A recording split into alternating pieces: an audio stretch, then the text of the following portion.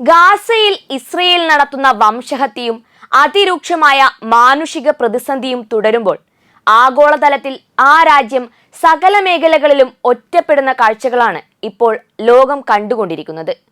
അന്താരാഷ്ട്ര മാധ്യമങ്ങൾ റിപ്പോർട്ട് ചെയ്യുന്നതനുസരിച്ച് ഇസ്രയേലിന്റെ ആഗോള നില അതീവ പരുങ്ങലിലായിരിക്കുകയാണ്.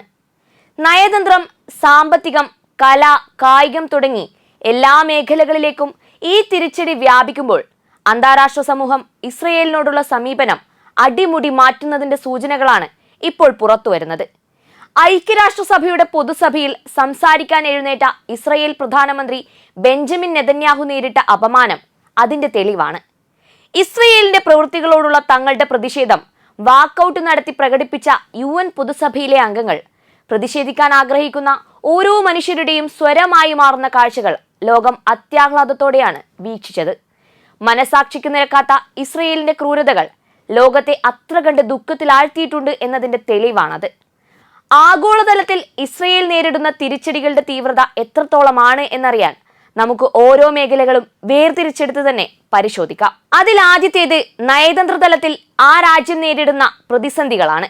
ഗാസയിൽ സമ്പൂർണ്ണ പിടിച്ചടക്കൽ എന്ന പ്രഖ്യാപനത്തിന് പിന്നാലെ കരസേന ആക്രമണം ആരംഭിച്ചതും ഇസ്രയേൽ പലസ്തീൻ വിഷയത്തിലെ പ്രധാന മധ്യസ്ഥ രാഷ്ട്രമായിരുന്ന ഖത്തറിന്റെ മണ്ണിൽ അവർ നടത്തിയ അപ്രതീക്ഷിത ആക്രമണവും ഇസ്രായേലിനെതിരായ അന്താരാഷ്ട്ര വിമർശനത്തിന്റെ ആക്കം കൂട്ടാൻ പര്യാപ്തമായിരുന്നു. ഒരു സ്വതന്ത്ര UN അന്വേഷണം ആദ്യമായി ഇസ്രയേൽ ഗാസയിൽ വംശഹത്യ നടത്തുകയാണ് എന്ന നിഗമനത്തിൽ എത്തിച്ചേർന്നത് അവർക്ക് ലഭിച്ച മറ്റൊരു വലിയ തിരിച്ചടിയായിരുന്നു. പിന്നാലെ മറ്റ് മനുഷ്യാവകാശ ഗ്രൂപ്പുകളും വിദഗ്ധരും ഈ കണ്ടെത്തലിനെ പിന്തുണച്ച് രംഗത്തെത്തി. ഇസ്രയേൽ സർക്കാർ ഈ ആരോപണം ശക്തമായി തള്ളിക്കളയുന്നുണ്ടെങ്കിലും ഈ നിയമപരമായ നിലപാട് ആഗോളതലത്തിൽ ഇസ്രയേലിന്റെ പ്രതിച്ഛായയെ സാരമായി തന്നെ ബാധിച്ചിട്ടുണ്ട്. ഇതുകൂടാതെ ഇന്റർനാഷണൽ ക്രിമിനൽ കോടതി അഥവാ ICC ഇസ്രയേൽ പ്രധാനമന്ത്രി ബെഞ്ചമിൻ നെതന്യാഹുവിനെതിരെ അറസ്റ്റ് വാറണ്ട് പുറപ്പെടുവിച്ചത് നെതന്യാഹുവിന്റെ വിദേശയാത്രയ്ക്ക് വലിയ തടസ്സമാണ് സൃഷ്ടിച്ചിരിക്കുന്നത്. അതിന്റെ ഭാഗമായാണ് UN യോഗത്തിനെത്താൻ ഫ്രാൻസിന്റെയും സ്പെയിനിന്റെയും വ്യോമാതിർത്തി ഒഴിവാക്കി നെതന്യാഹുവിന് വളഞ്ഞ വഴി സ്വീകരിക്കേണ്ടി വന്നത്. നയതന്ത്ര തലത്തിൽ മാത്രമല്ല, നിയമപരമായും നെതന്യാഹു നേരിടുന്ന വെല്ലുവിളികളുടെ നേർചിത്രമായി അത് മാറി. സാമ്പത്തികവും വ്യാപാരപരവുമായി ഇസ്രയേൽ നേരിടുന്ന സമ്മർദ്ദമാണ് അടുത്തത്. ആഗോളതലത്തിൽ ആ രാജ്യത്തിന്റെ ഏറ്റവും വലിയ വ്യാപാര പങ്കാളികളിൽ നിന്ന് പോലും അവർ സാമ്പത്തികപരമായ തിരിച്ചടികൾ നേരിടുന്നുണ്ട്. യൂറോപ്യൻ യൂണിയൻ ഏർപ്പെടുത്തിയ ഉപരോധം അതിൽ പ്രധാനമാണ്. നിലവിലെ സംഭവവികാസങ്ങളുടെ പശ്ചാത്തലത്തിൽ യൂറോപ്യൻ യൂണിയൻ ഇസ്രായേലുമായുള്ള സ്വതന്ത്ര വ്യാപാര കരാർ താൽക്കാലികമായി നിർത്തലാക്കി.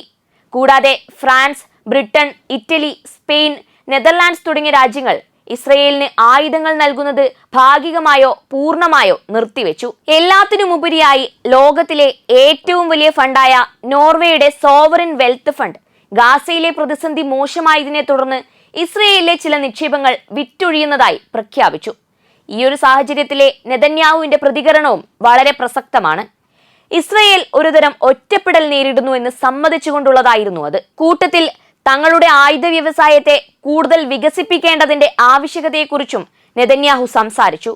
ലോകരാജ്യങ്ങളിൽ നിന്നും കിട്ടിക്കൊണ്ടിരുന്ന സഹായങ്ങൾ നിലച്ചുകൊണ്ടിരിക്കുന്നു, അധികം വൈകാതെ പൂർണ്ണമായും നിലച്ചേക്കാം എന്ന തിരിച്ചറിവിന്റെ ഭാഗമായാവണം അങ്ങനെയൊരു പ്രതികരണം സംഭവിച്ചത്. സാംസ്കാരികമായും കായികമായും ആ രാജ്യം നേരിടുന്ന ബഹിഷ്കരണമാണ് അടുത്തതായി എടുത്തു പറയേണ്ട മറ്റൊരു വസ്തുത.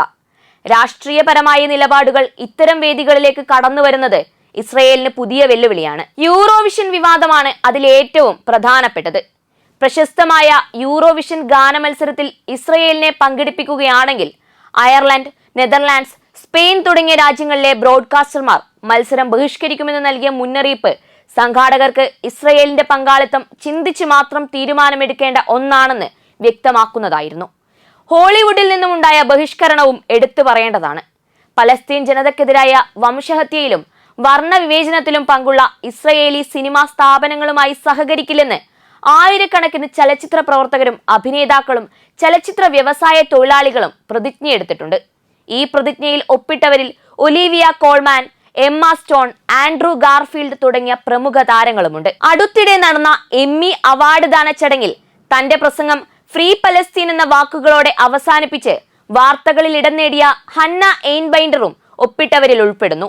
ഇതിൽ നിന്നും വ്യക്തമാകുന്നത് ഇസ്രയേലി സിനിമയുമായി ബന്ധപ്പെട്ട സ്ഥാപനങ്ങളെ ബഹിഷ്കരിക്കാനുള്ള നീക്കം ഹോളിവുഡിൽ ശക്തമായി നടക്കുന്നുണ്ട് എന്ന് തന്നെയാണ്. കഴിഞ്ഞിട്ടില്ല, കായിക രംഗത്തും ഇസ്രയേൽ ഒറ്റപ്പെടുകയാണ്. ഇസ്രയേലി ടീമിന്റെ പങ്കാളിത്തത്തിൽ പ്രതിഷേധിച്ചുകൊണ്ടുള്ള പലസ്തീൻ അനുകൂല പ്രകടനങ്ങളെ തുടർന്ന് ഒരു പ്രധാന സൈക്കിൾ റേസ് റദ്ദാക്കേണ്ടി വന്നത് അതിന്റെ ഉദാഹരണമാണ്. ചെസ് ടൂർണമെന്റുകളിൽ ദേശീയ പതാകയുടെ കീഴിൽ മത്സരിക്കുന്നതിന് വിലക്ക് ഏർപ്പെടുത്തിയതോടെ ഇസ്രയേലി കളിക്കാർക്ക് പിന്മാറേണ്ടി വന്നതും ശ്രദ്ധേയമായിരുന്നു. ഇതിനോടൊപ്പം യൂറോപ്യൻ ഫുട്ബോൾ മത്സരങ്ങളിൽ നിന്ന് ഇസ്രയേലിനെ പുറത്താക്കാനുള്ള സാധ്യതകളെക്കുറിച്ചുള്ള ആശങ്കകളും ശക്തമാണ്. അന്താരാഷ്ട്ര വേദിയിലേക്ക് വന്നാൽ ഐക്യരാഷ്ട്രസഭയുടെ വോട്ടെടുപ്പുകളിൽ സംഭവിച്ച മാറ്റങ്ങൾ ഇസ്രയേലിന്റെ പതിറ്റാണ്ടുകൾ പഴക്കമുള്ള പിന്തുണയ്ക്ക് ചോർച്ച സംഭവിച്ചു കഴിഞ്ഞു എന്നതാണ് വ്യക്തമാക്കുന്നത്. പലസ്തീൻ പ്രതിസന്ധി സംബന്ധിച്ച UN പൊതുസഭയിലെ പ്രമേയ വോട്ടെടുപ്പുകളിൽ ഇസ്രയേലിനെ പിന്തുണയ്ക്കുന്ന രാജ്യങ്ങളുടെ എണ്ണത്തിൽ വളരെ വലിയ ഇടിവാണ് സംഭവിച്ചിരിക്കുന്നത്. മുമ്പ് ആ രാജ്യത്തെ നിഷ്ക്രിയമായി പിന്തുണച്ചിരുന്ന രാജ്യങ്ങൾ പോലും ഇപ്പോൾ ഒഴിഞ്ഞു നിൽക്കുന്നു എന്നത് പ്രത്യേകം ശ്രദ്ധിക്കേണ്ട കാര്യമാണ്.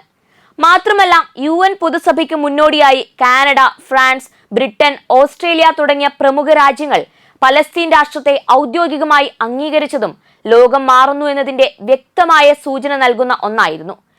ആഗോളതലത്തിൽ ഇസ്രയേൽ നേരിടുന്ന സമ്മർദ്ദങ്ങളും ഒറ്റപ്പെടലും എന്തെങ്കിലും ഭാവമാറ്റം ആ രാജ്യത്തിനുണ്ടാക്കുമോ എന്നാണ് ലോകം ഇപ്പോൾ ഉറ്റുനോക്കുന്നത്. മുൻ ഇസ്രയേലി അംബാസഡർ ഇലാൻ ബറൂഖ് പറയുന്നത്, യൂറോവിഷൻ, ഫുട്ബോൾ ടൂർണമെന്റുകൾ പോലുള്ള പ്രശസ്തമായ വേദികളിലെ സമ്മർദ്ദം ഇസ്രയേലിന്റെ നയങ്ങളിൽ മാറ്റം വരുത്താൻ ശക്തമായ സ്വാധീനം ചെലുത്തും എന്ന് തന്നെയാണ്. അമേരിക്കൻ പ്രസിഡന്റ് ഡൊണാൾഡ് ട്രംപിന്റെ ഏറ്റവും പുതിയ ഇടപെടൽ ഗാസ പ്രതിസന്ധിയിൽ ഒരു വഴിത്തിരിവിന് സാധ്യത നൽകുന്നുണ്ട്. ഗാസയുടെ കാര്യത്തിൽ പ്രത്യേകമായി എന്തോ വരാനുണ്ടെന്നാണ് ട്രംപ് പ്രഖ്യാപിച്ചത്. ഹമാസ് ബന്ദികളാക്കിയ എല്ലാവരെയും മോചിപ്പിക്കുന്നതുൾപ്പെടെയുള്ള ഒരു സമഗ്ര പദ്ധതിയാണ് ട്രംപ് ഭരണകൂടം തയ്യാറാക്കുന്നത് എന്നും റിപ്പോർട്ടുകൾ സൂചിപ്പിക്കുന്നുണ്ട്.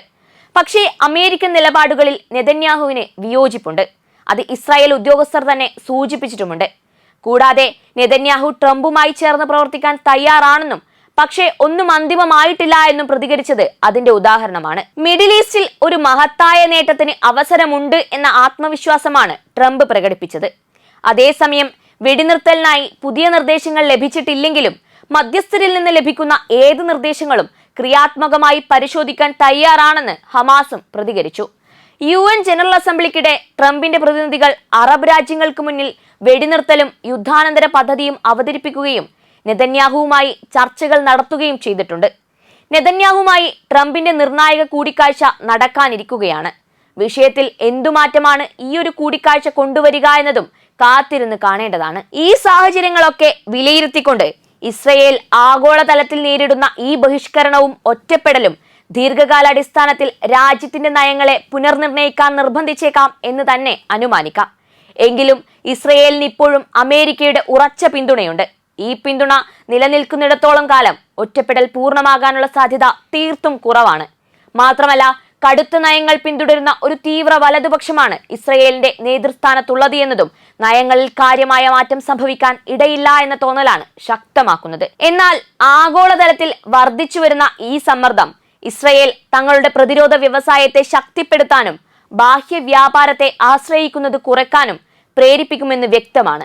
ഈ ഒറ്റപ്പെടലിന്റെ നാളുകൾ ഇസ്രയേലിന്റെ സമ്പദ് വ്യവസ്ഥയെയും സാമൂഹിക ഘടനയെയും ദീർഘകാലത്തേക്ക് എങ്ങനെ ബാധിക്കുമെന്നും ഒടുവിൽ ഇതൊരു രാഷ്ട്രീയ പരിഹാരത്തിലേക്ക് നയിക്കുമോ എന്നും കാത്തിരുന്ന് കാണേണ്ടിയിരിക്കുന്നു.